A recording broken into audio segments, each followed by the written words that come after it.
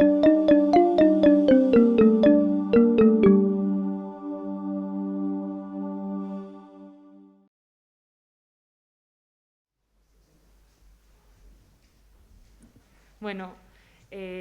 hasi ingo gea. Lehenik eta mila esker honea etortzagatik, besterik gabe, hitzaldi hau ezpatari nagusitzen zaio herria Euskal Matxinak aurrea darrai Lelopian antolatu dugu, Burgosko auziaren 50. urteurren honetan, Lelo horren baitan dinamikatxo bat antolatu dugulako, eta horren baita ekimen desberdinen artean hitzaldi hau kokatu dugu.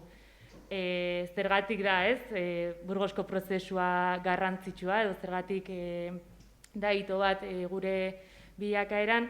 Batetik ezker independentismotik argi dugu Burgosko prozesua mugarri izan dela Euskal Herriaren biziraupenerako, eta bestetik bai izan zela mugarri bat Euskal Gatazka nazioartekotu eta hemen bizi genuen egoera zabalduzun gertakari bat izan zela, Hau esan da bai, frankismoak eta honen oinordeko izan zen trantsizioak ezkutatu nahi izan duela gertakari hau, eta gazteoi oso modu lausoan iritsi zaigula, eta gaurko hitzaldiak pixkat, bai dinamikak orokorrea, baina gaurko hitzaldiak konkretuki izan nahi duela memoria ariketa bat, gugana errelatoan transmisioa iritsi eta egungo erronka politikoen baitan kokatu nahi degulako, Orduan, askoz gehiago luzatu gabe, hemen ondoan ditut batetik Itziar Aizpurua Burgosko prozesuan epaitua izan zen kidetako bat,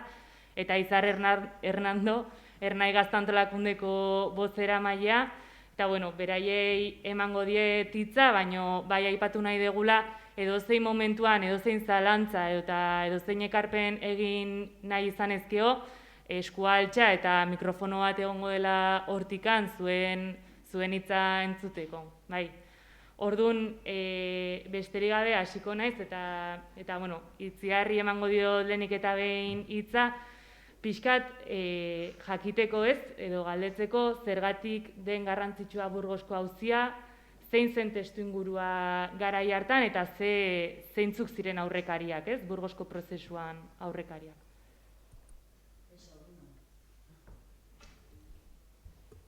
Kaixo egunon, mila esker. Deitzeagatik ere. Gauza horiek guztiak gogoratzean nahiko gogorra egiten zait. Batez ere gaina jakinda zuek zeatera edo gugera lau beto zen da, zuen iraganaren hurbila. Beraz, gaur sentitzen nahi zaharra, zuen artean, duela 50 urte, 27 urte nituen, ez nintzen hain gaztea. Gure gaztetasuna oso gaztetik hasten zen, oso umetatik. Bizitza diktadurapean izan genuen. Diktadura horrek eraman gintuen oso gaztetatik gure herria defendatzea. Gure herriaren alde borroka egitea. Gure herriaren parte izatea. Orduan, horrek eramaten gaitu askotan konpromiso handiak hartzera. Eta konpromiso horiek betetzera herriarekin. Herriarekiko genuen maitasun hori, elkartze hori, eta gainera behar hori aurrera ateratzeko. Zeren, herriarekin bat eginda ez bagera bizi, ez gera biziko. Herriaren parte baikera. Herriarik gabe ez gara inor. Maila horretan, 27 urte nituen, baina hasita ginen aspaldi borrokan herriaren alde. Diktadura horrek zanpatuta zuen herria maila guztietan. Joango gera gauza horien nahi badezu eta zuen galderarekin erantzuten. Baina zanpaketa horrek eraman gintuen militatzea etan. 60ko hamarkadan frankismoak oso gogor jotze zuen herrian.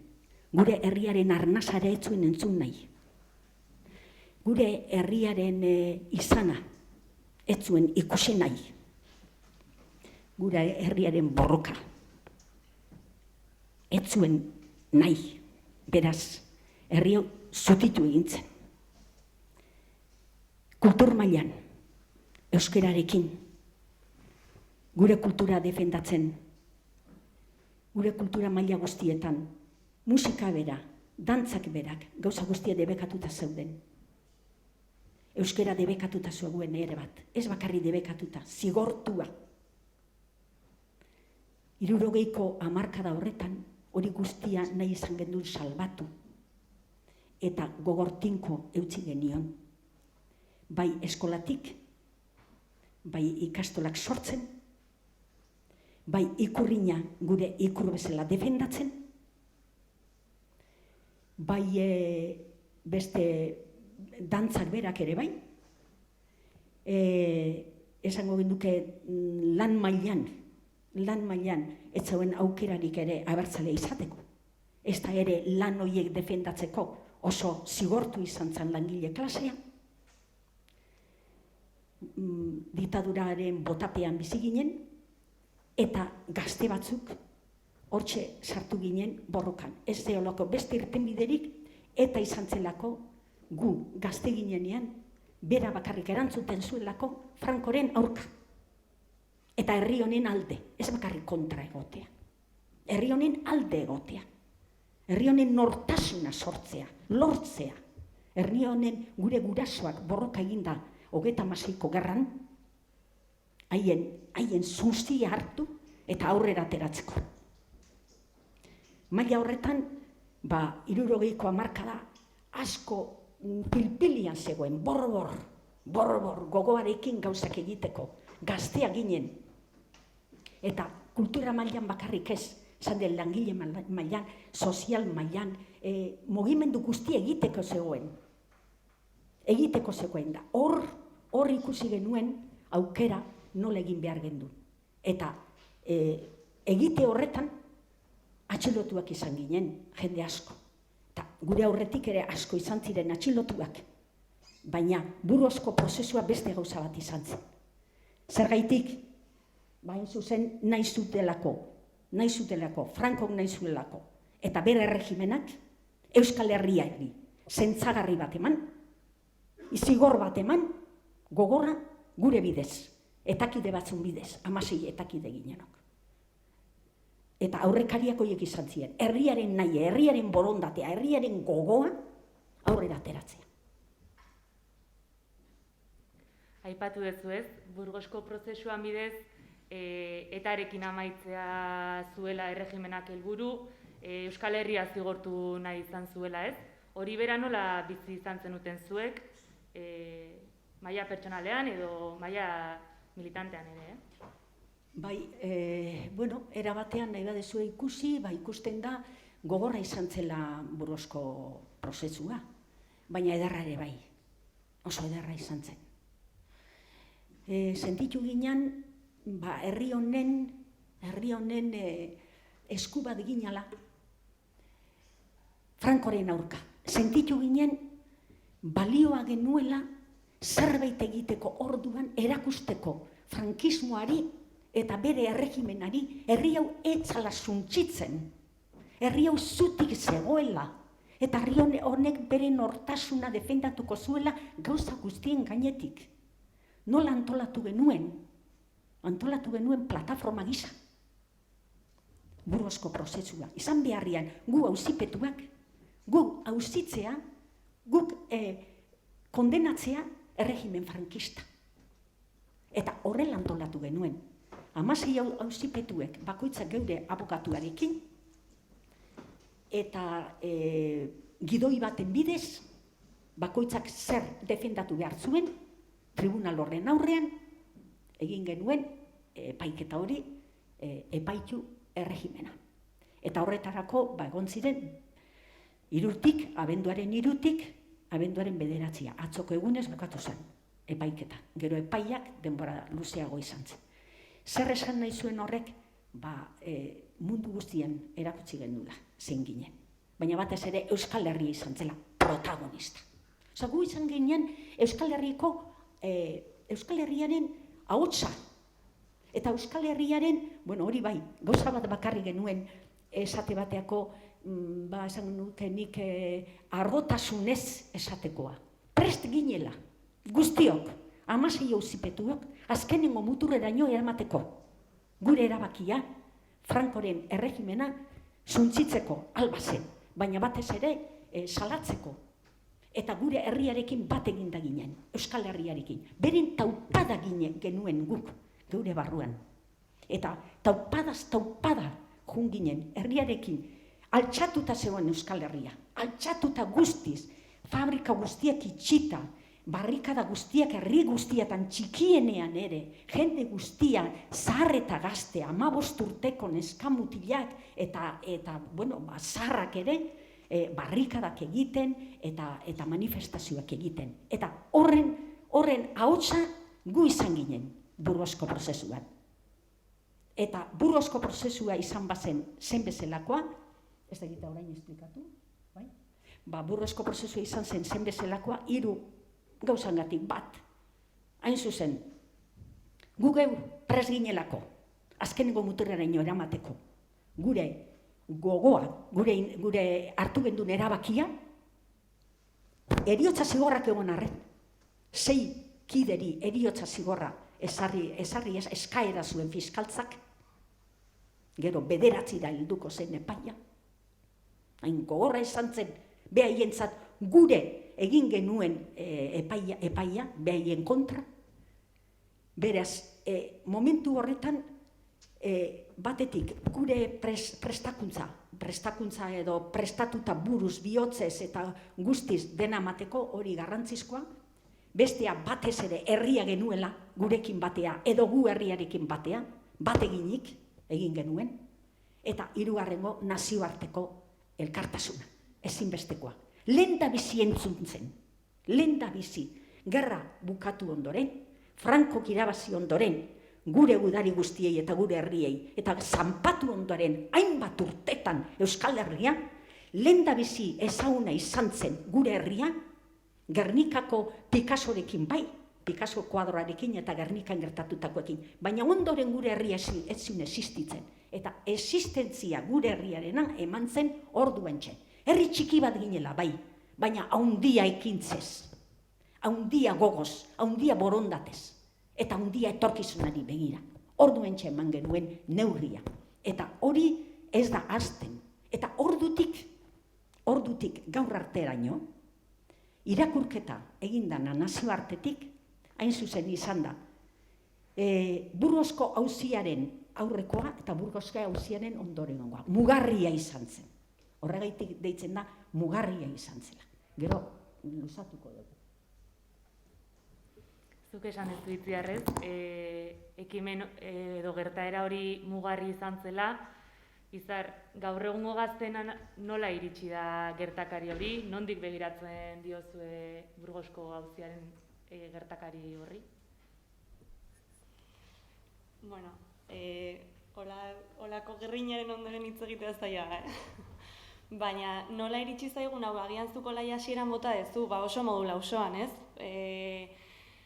Oso modu lausoan eta egiten den memoriarik eta oro gainera horrela iristen da. Nik uste sistema bereziki saiatzen dela gertakari horiek iristen direnak guregana kasualidadez guztiz deskontestualizatzen eta oso, bai hori da, deskontestualizatzen, orduan kasu honetan Burgosekoa ari da 50. urteurrenaren arira pixkatsona hartzen ez, baina honen lanketa egiten dena medio handietatik eta oso modu isolatuan egiten da, kontatu gabe Burgosegen aurretik zer gertatu zen, eta Burgosen ondoren ere zer etorri den, ez?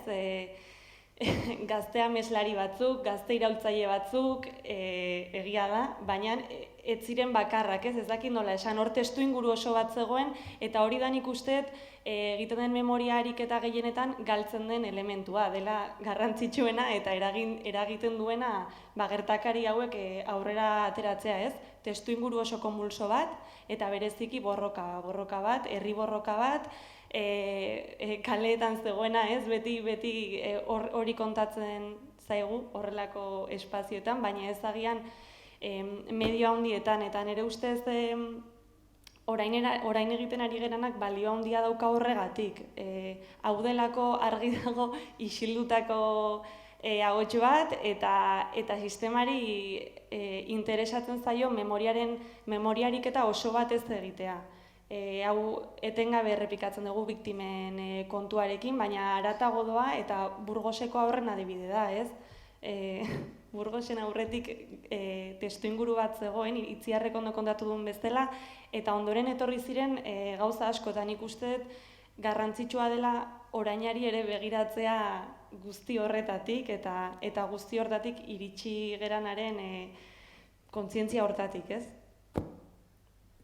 Eta iritsi zaigun hortatik, ze irakaspen ateratzen ditugu garai hartatik, zure ustez? Irakaspenak asko segurenik, eta gainera Itziarri gero ez da gehiago entzun, segurenik are gehiago aterako ditugu, baina uste eta aipatu dituztula batzuk. Nik aipatu genituzke, bi ekartzen apuntuta, baina hirugarren batera etorri zaiburura hitz egiten ari zinela, batetik sortzailetasuna, ez? Erantzuteko moduak asko daude, eta asko erakutsi ditu Euskal Herriak, eta agian denak eta ezkigu iritsi, ez? Eta Burgoseko prozesuari nola erantzun zitzaien, uste dela modu bat oso ausarta, baina oso sortzailea, epaituen eserlekuan eserita ere, ariketa izaterena guk epaituko zaituzte guztuek, eta horrek esango nuke sorpresa zarrapatu zuela bat baino gehiago, ez? Eta niretzat hori irakaspen bada, beti buelta bat ematea, eta saiatzea ahalik eta modu sortzaienean erantzuten datorkigunari. Hori batetik, bestetik irakaspena baino ez dakit sentipena edo, baina garaipenak posible direla eta eduki ditugula gainera, ez? Eta relato nagusia da garaitu eta galtzailearena, eta hori da relato absolutua, oso modu simplistan egindakoa, eta gainera kentzen diguna garaipenaren aukeraren amets hori, ez? Eta posible da modu sortzailean egin zelako, horren parte izan zirenek Itziarrek esan duen bezala, determinazio osoz jokatu zutelako eta bukaeraraino iristeko sinesmen horrekin, eta hirugarrenik nik uste garaipena posible izan zela herri oso bat zegoelako atzetik, ez? Esan dudan testuinguru horregatik, Burgosko prozesua etzen eserita zeuden gazte horietan bukatzen. Herri oso bat zegoen, herri osoak ulertzen zuelako hau zela Euskal Herriaren aurkako epaiketa bat. Eta niretzat, bagian irakaspen garrantzitsuena, ez? Beste sentimendu horiez haratago, garaipena posible da bereziki herri oso bat eta ahalik eta modu anitzenean artikulatzea asmatzen badegu eta lortzen badegu sentiaraztea hau ez dela batzuen borroka, baizik eta herri baten borroka. Eta gero hortaz aparte, esandakoa irakaspena baino gehiago sentimendu hori, grina, eske ahotsean ez transmititzen dena, grina, indarra eta esperantza. Bai, zuk aipatu duzu, ez? Iragana, hasieran aipatu da, iragana hitz egingo genuela, baino orainaz ere hitz egitera etorri gara gaur. Izar, zuk nola ikusten duzu gaur egungo egoera? Ze galdera, mikro hortik dago norbait zerbait egitu nahi badu, hortxe. Nola ikusten duan egoera, oso egoera raroa, ez? Begira nola gauden, baina hau ez da berria eta behin eta berriz errepikatu egun kontua da, sistema agortzen ari zela, sistema gain egiten ari zela eta orduantxe iritsi da pandemia, ez? Eta oso modu grafikoan egin du gain sistemak, baina hau ez da eroriko, ez badugu bultzatzen. Aldi berean, hala ere, nik uste dut gizartean eta oso lotuta sistemaren bere baitan eukitzen ari den krisi honekin, eta berregokitzapen honekin, baina bai ari dela gizartean ematen horrelako ez dakit identitate krisia den, komunitate krisia, ez dakit nola deitu, ez? Baina ez gera ezerren parte nolabait. Eta agian hori da, begiratuta 50 urte atzera eta herri erantzun potente hortatik berreskuratu beharko genuken zerbait. Eta esango nuke dela daukagun erronka nagusietako bat. Gizarteari batetik ematea helduleku batzuk eta heldulekoa momentu honetan hain gizarte azkarra, aldakorra eta individualistan bizi geran komunitate baten eskaintza ematearena, eta niretzat komunitatea da herria, besteak beste. Eta beste helduleku garrantzitsu bat da alternatibarena, ez? Alternatibaren ideiarena, daramatza urteak, edo, fase historiko honen ezaugarrietako bat dela esango nuke alternatiba ezarena. Ez dagoela garaipenerako aukerarik eta ez dagoela beste alternatibarik eta badago. Orduan nik uste erronka nagusiena hori dela, pixkatola. Eta Itziar, zuk nola ikusten duzu gaur egungo egoera? Nik usten dut ezin dirala alderatu denborak. Duela 50 urte gaztean nintzen gaur ez. Baina gaur gaztea zeratenok ikasi behar dezuten lengua nola pasatu zen, baina pasatu zen. Gaur zue zerate sujetoak. Herriaren protagonistak, herria da protagonista, baina zue zeratera agenteak, sujetoak herriarenak. Eta zuek egin behar dezue, gaur. Eta ez utzi beharko. Gaur aukerak dituzue. Gaur aukerak inoiz baino gehiago dituzuen ere iritziz. Zeren egoera larrienetan egiten da aurre. Egoera larrienetan. Gu ginen egoeran hiltziguten gure kide bat. Ez edonor, Txabi Etxebarrieta. Aurre egin genion. Eta eman genion abertzaletasunari bere emankortasunik handiena, aurrera pausorik handiena. Eta zan, abertzale izate odolaren arabera, arrazaren arabera, nazionalismoak egiten zuenatik, abertzaletasun iraultzailea sortzea. Eta hori 77an lortu genuen. Nola? Herri bat ez da askatzen bakarrik abertzale izanez. Ez bada abertzale integrala. Abertzalea ezkerretik egin behar da. Eta hori 5. biltzarran etaren 5. biltzarrean erabakitakoa da. Hortik abiatuta gogorrekin genion. Momentu zailenetan, gure momentu zailenetan. Guztiz atzetik genuen zakurkeria guztia. Franco bere erregimen guztia zeukan gure aurka, baina aurre egin genion. Eta 16 atxilotuak, beste 16 ihes egindakoak. Eta beste hori sortu zen. Baina hori sortu zen, eta horrek garrantzia du herri bat zegoelako atzean. Gu izan ginen herriaren ahotsa, eta zuek orain izan behar dezu herriaren ahotsa. COVID-19 baliatu behar dezue. Une garrantzizko hau nun, askatasunak murrizten ari diren, zetik hau jastea murriztea da, naiz beharrezko izan. Baina murriztea da. Gure artekoa murriztea da. Kaleara ez ertetzea murriztea da. Eta hainbat ekimen egitea murriztea, manifestazioa murriztea. Bilatu behar dugu, guneak gu liberak izateko. Bilatu behar ditugu, guneak aurrera jarraitzeko. Eta guneak sortzaileak izan daitezen herri guztiarentzat. Baina beti egon behar du, aurrera egiten duten batzuk. Hori iraultzaile doktrinan izaten da beti abanguardia. Ditzen zaio horri, abanguardia izan behar zeatek asteok. Ni retaguardian egongo naiz, baina zuekin egongo naiz. Hori zalantzaik ez izan. Baina zuek egin behar dezu. Eta COVID-19 behar ez dezuet Mundu osoan zehar iraultza ekarriko du, kontrakoa. Guk iraultza egin behar dugu. COVID-a aida baztertzen. Zer? Herrien esan nahia. Zer gehiago baztertzen nahi da? Herri mugimendu guztiak baztertzen ari da. Eta herri mugimenduak dira piper eta gatza ez, behar da janari hori da. Herri mugimenduak.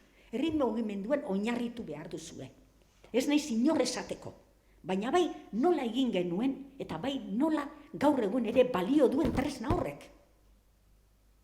Herri mugimenduak, giza mugimenduak, eta herri mugimenduetan bai dago feminismoa, eta bai dago beste hainbat mugimendu indartsu, baita ere pentsiodunek eintzazue kontu orduko gazteak dira.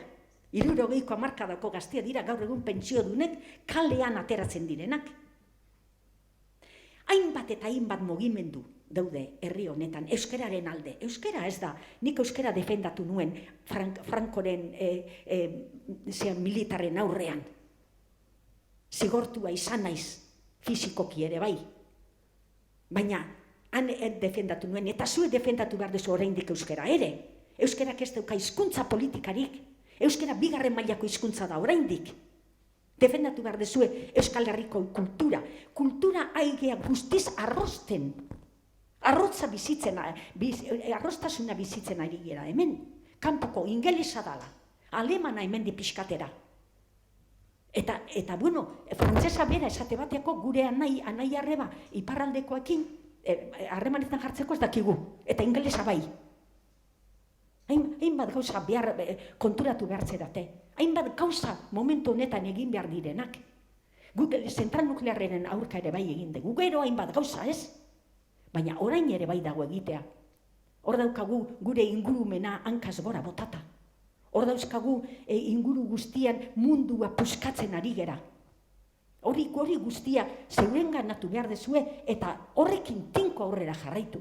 COVID-19 bastartzen gaitula hemen daen, ez jauna, zuen gune libreak askatzen hasi. Guneak libreak. Askatasuna sortu herrian, bildurtzen ari da jendea, etxean sartuta dago. Zarrak ez dut erten nahi ni bezalakoak, ez dut erten nahi etxetik. Eta etxetik ateratzen badira, bildur dira hilko direla. Bueno, arrisku bat dago. Arrisku horren aurrean osasuna defendatu behar dugu. Baina gogorrekin behar dugu, baita ere, Gastitzeko parlamentuen daude nahi, gogorrekin behar dugu, esanaz osasuna baita ere zifra ekonomikoak ditula. Eta horretarako dirua jarri behar duela. Gauza askotan sartu behar gera. Inguru guztia, ingurumena hainbat gauzetan sartu behar dugu. Herri mugimendua aurrera bota. Eta COVID-19 guk baztertuko dugu. Eta era horretan nik usten dut, zuek aukera daukazutela. Gazteok zerate motorra. Ez inoiz ahaztu, Herri baten motorra beti gazteria da. Beti.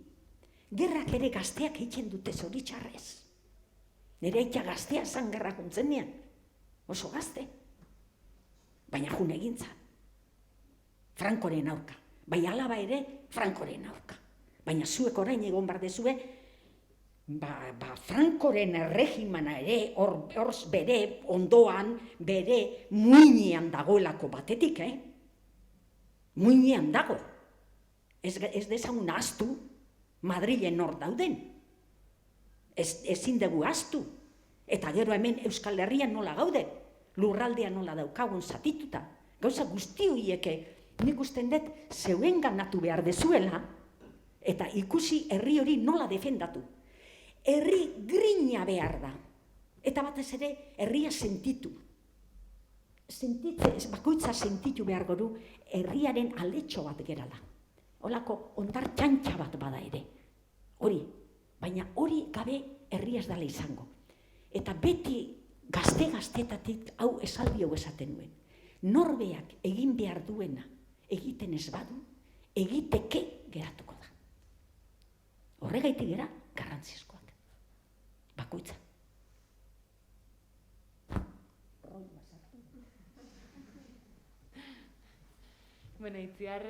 Itzaldian zeharrez, atera dira garaiko momentu batzuk eta gako batzuk. Zuk ustezu Izar, duela 50 urteko aldarrikapen horiek gaurkotasun handia dutela? Bueno, Itziarrek esan du.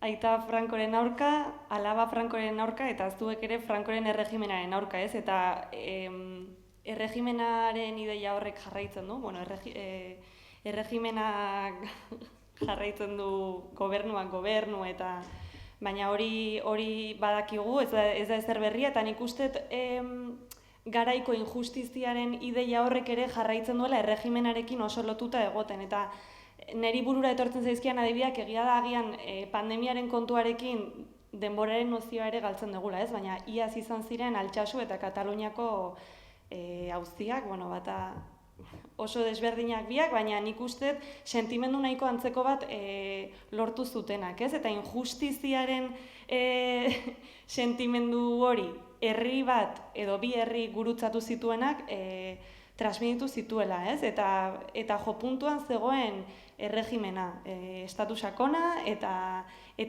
herri grin hori, herri borroka hori berriz ere bueno, gelditzeko apostu hori, eta egia da, ez da agian oso justoa bi adibide jartzea, ze azken urteetan ari dira borroka berriak agian gero aipatuko ditugunak, bueno, berriak ez, baina borroka batzuk inoizko indarre handienarekin ez, bueno, kaleak hartzen edo sareak hartzen edo egia da konparazioak ezin direla egin eta orain borroka egiten dela toki desberdinetatik, baina justo neri Altsasukoak eta Kataluniakoak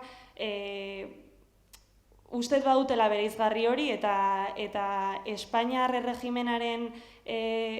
erregimena seinalatzea zuzenean lortu zela modu oso transversalean eta oso sentipen, oso pertsona anitzek konpartitu genuen sentimendua izan zela herri bezala. Orduan, egia da Burgosen aldarrikapen asko zeudela Burgosko prozesuan, nagusian ere ustez edo sintesia hori zen erregimenaren injustiziarena eta herri sentimenduaren ukapenarena, eta esango nuke Altsasuren kasuan eta Kataluniaren kasuan, nahiz eta zuzenean horrela diseinatuak izan ziren, ez?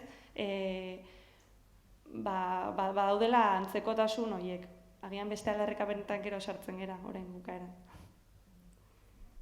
Bai, hitzaldian zehar ere esan da, ez? Eta behin eta berriz aipatu ez dute, herri oso bat egon zela, ez? Herri oso baten batasuna izan zela Burgosko auziaren garrantzia eman ziona bereziki, eta gaur egunera ekarrita, gaur egungo independentismoa nolakoa izan beharko litzateke.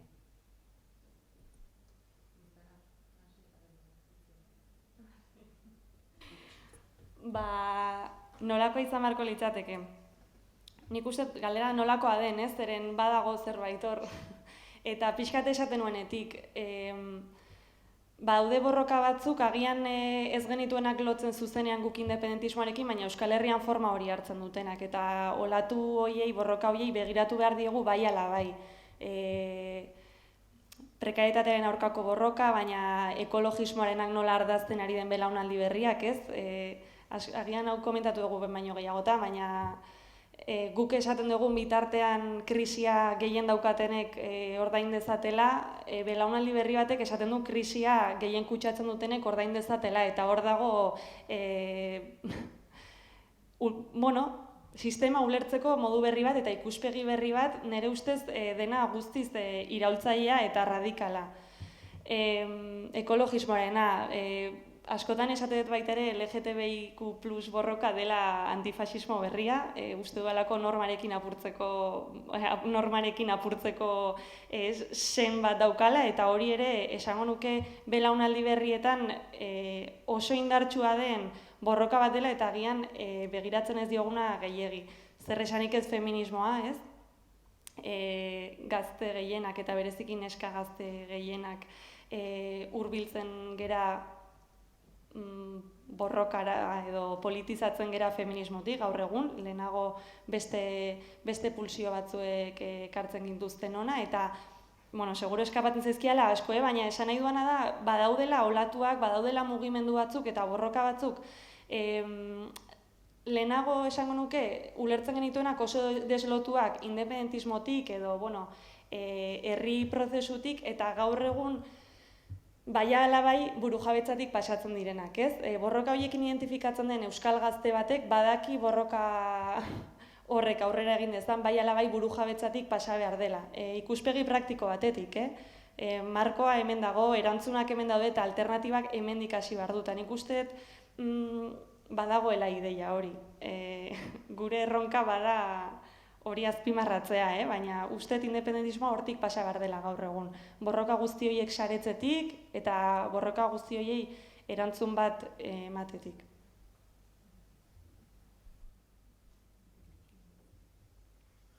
Nei ados nagoa esan duenarekin guztiz.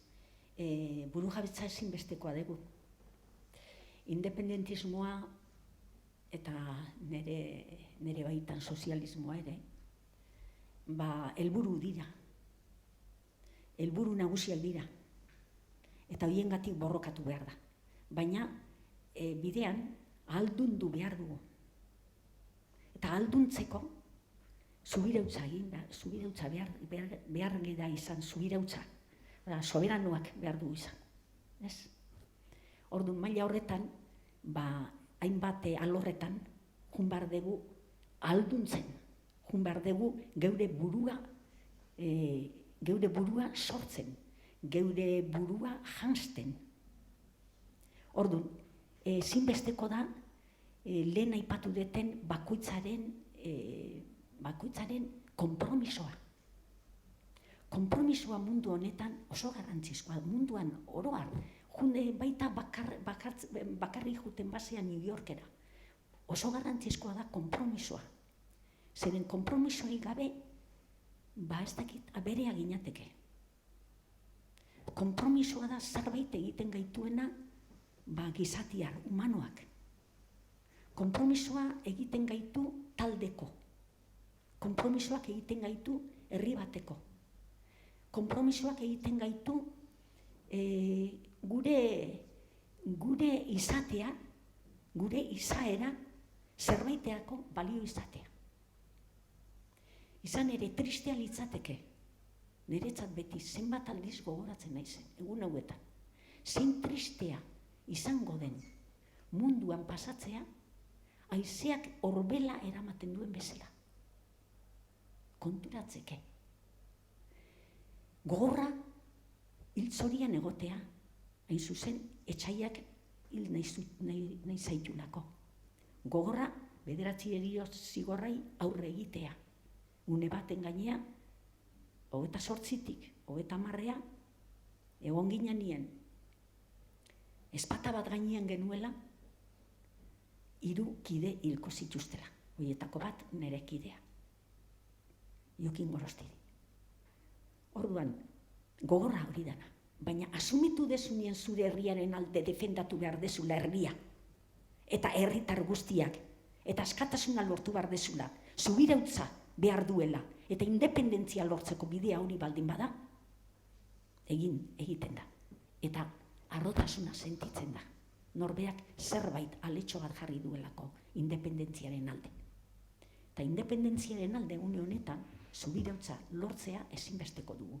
Eta lehen aipatu dan hainbat giza mugimenduak eta hori danean hor egotea ezinbesteko da. Eta ekologia, nik izan oziak esan dute, beste erabatea oso garrantzizkoa deritzot. Eta feminismoa oso garrantzizkoa. Eta garrantzizkoa dira hainbat eta hainbat alor herri honetan. Eta gure nortasunaren agiria ez galtzea.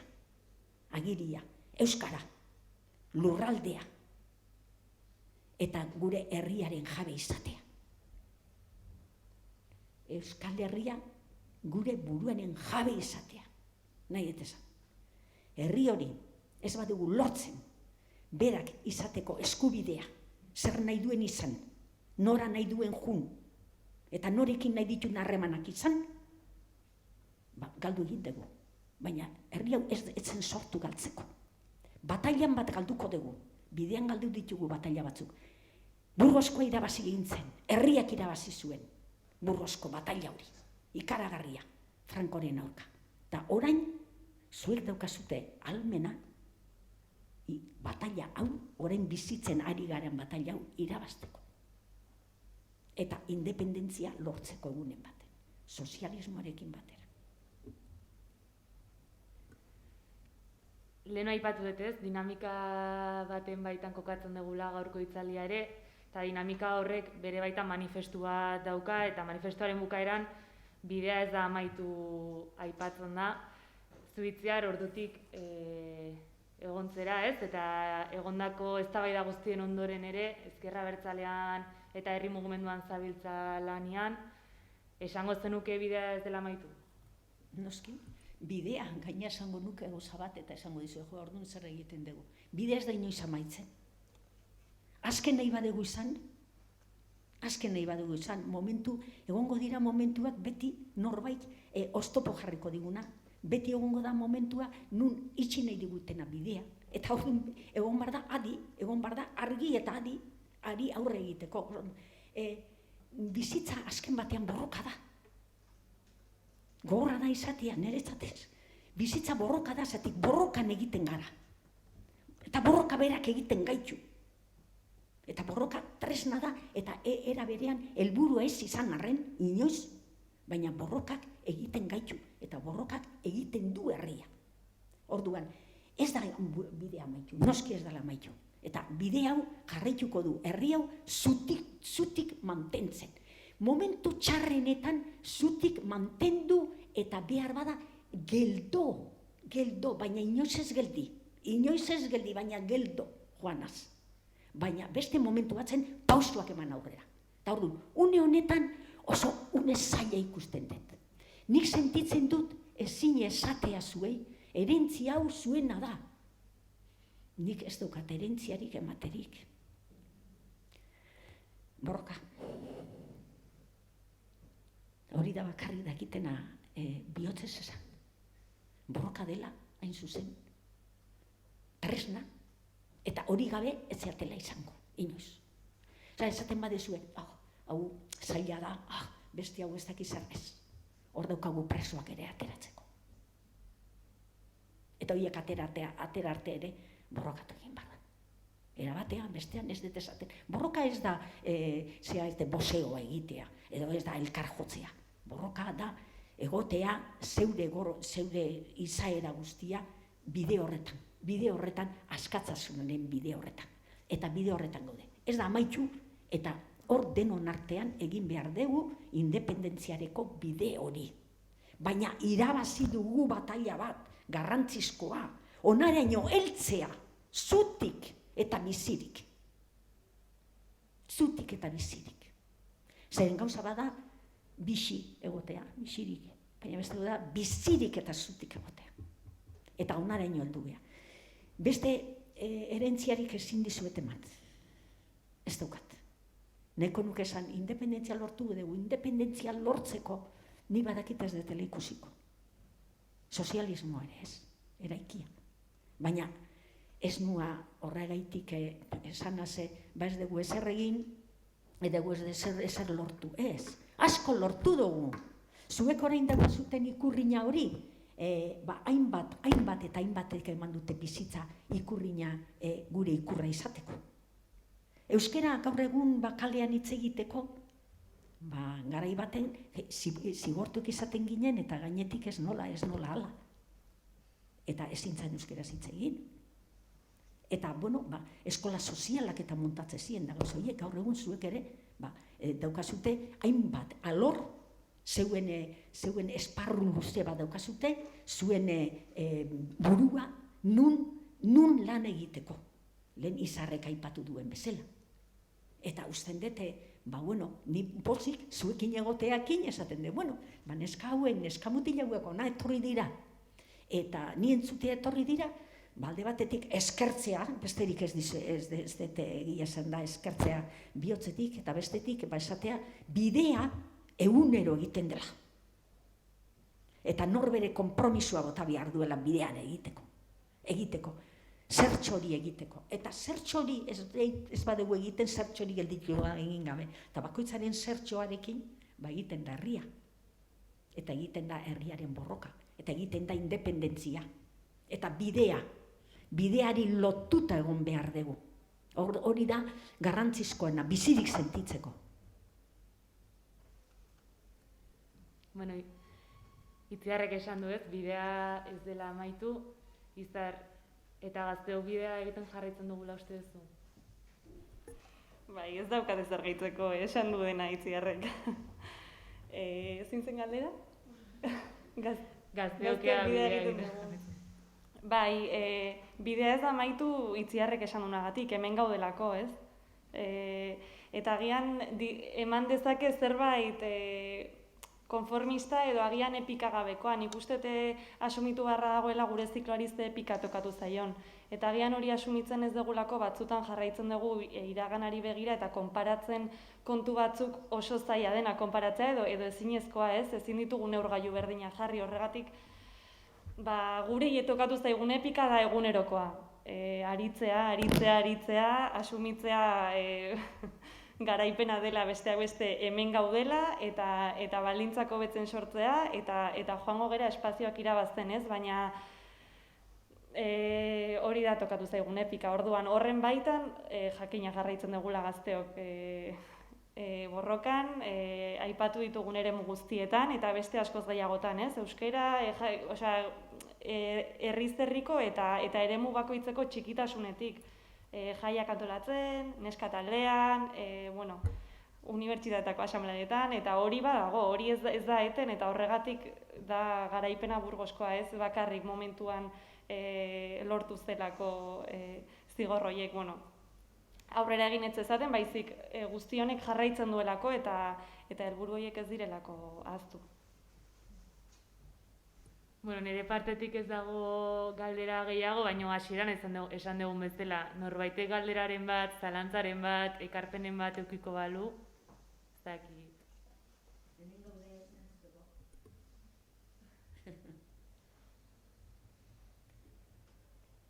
Lasai,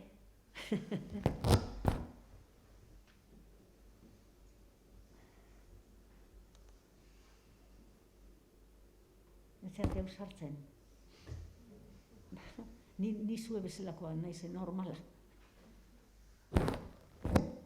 Eta izar ere, bai.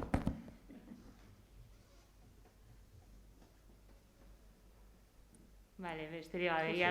Bale, mila esker, Ni behintzat agurtxo bat eman behar dizuet, zeren gazte jendeen aurrean, aspaldi honetan, bai, bilerak eta bar da hori, baina gazte jendea etortzea, entzutea, Burgosko prozesua, ez genuen sinistuko. Nahi izan dutela estali, hori egia da, nahi izan dute urte hauetan estali eta lortu dute estaltzea. Zeren beste olako gauza bat gertatu balitz, hainbat kanpoko jendeak eta esaten dute, honezkio pelikulak eginda egongo liratekela, benetako ez pelikula, benetakoak, egongo liratekela hainbat gauza eginda, baina hori guztia ez da egin, ez zaielako komeni. Eta gauza bat esan behar dizut, Burgosko auziaren sumario osoa, zenbat milaka horri dauzkan, sumario osoa Ferrolen dago. Gauza horiek guztiak militarrak gordetzen zuten, gure auzia Burgosko prozesua deitu esan gerra kontseilua sumarizimua, hiltzeko gerra kontseilua, eta Ferrolen gordeta dago. Eta ez dute desklasifikatu ez zerik nahi, 50 urte pasata gero. Eta orain gauzatxo bat kontatuko dizuet torturarena. Honi buruz, desklasifikazioei buruz. Gero izan itzen Herri Batasuneko Mahai Nazionalkideen itzen eta Gasteitzeko parlamentaria ere bai.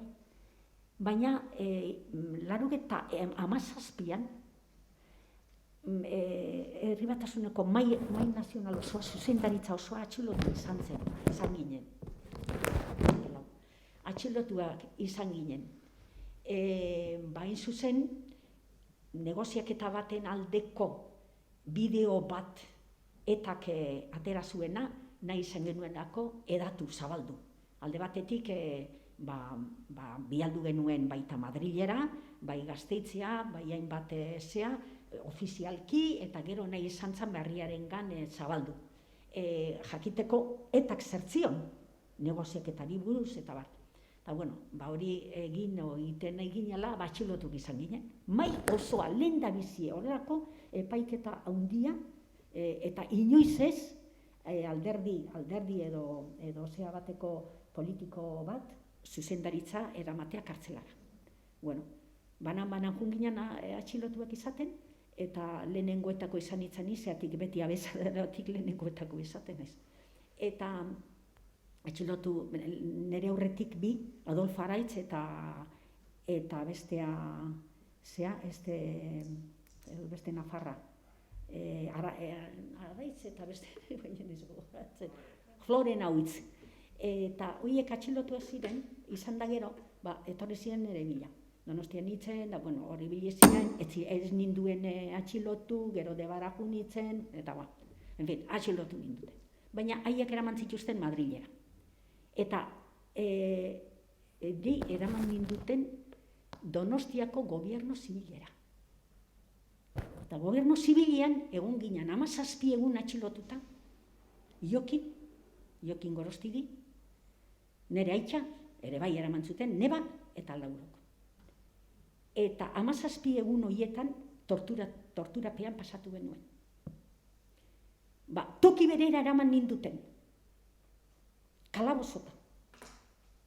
Eta kalabozota nik esatu nuen, baina paperen bat hartzea, ni beti nahiko angelita, naiz. Eta paperen batzuk jasotzea, eta gero Madrilera joateko, etzan papera jasotzea. Eraman ninduten ara, handik denbora batea, irikitzen dute kalaboza, eta esaten dute, sigame.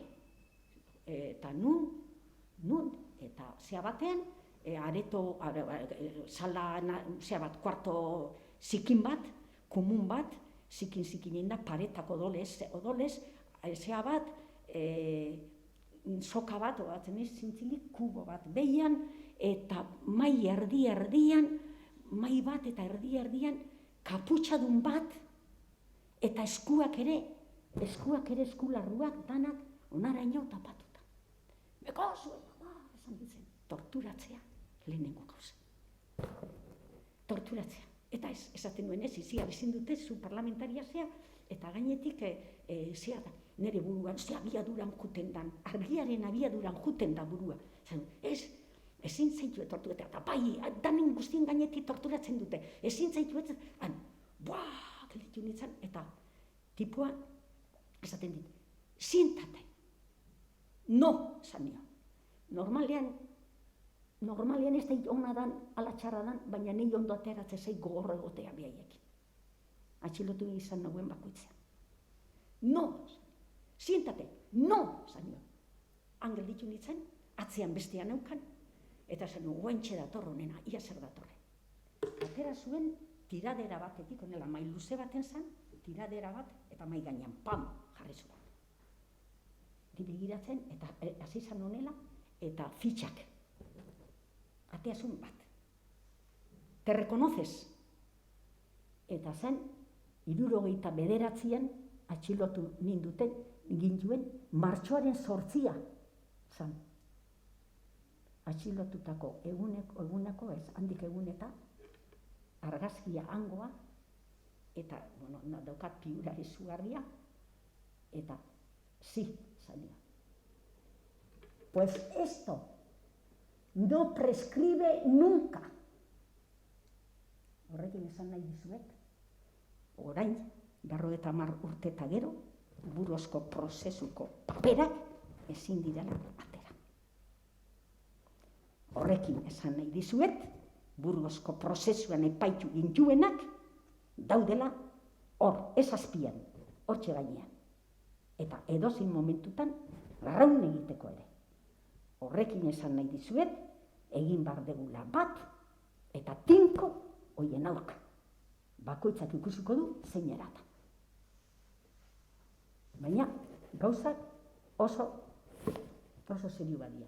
baina alaitasunaren bidea hartu behar duguen, egitezan, irribarra gure Espainetan, eta dantza ere bai, eta kantua ere bai, baina ahaztu gabe borroka egin behar dugula. Tortura latza.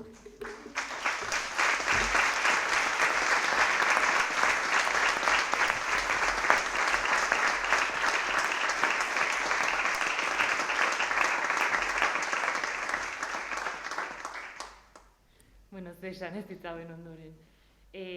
Sima, sisteagatik hitzaldia, nik uste gaur memoriarik eta baino askoz gehiago indegula, ez? Bizipenetatik jasotako relato bizi bat jaso dugu zure hitzetatik, Itziar. Eta oraineko eta etorkizuneko erronkekin josi edo josten saiatu gara behintzat hitzaldian bitartez. Orduan, mila esker biei etortzeagatik, bai Izar eta bai Itziar, eta mila esker zuei guztiei ere etortzeagatik. Ona. Vale. Besarkada handi bat bakoitzari.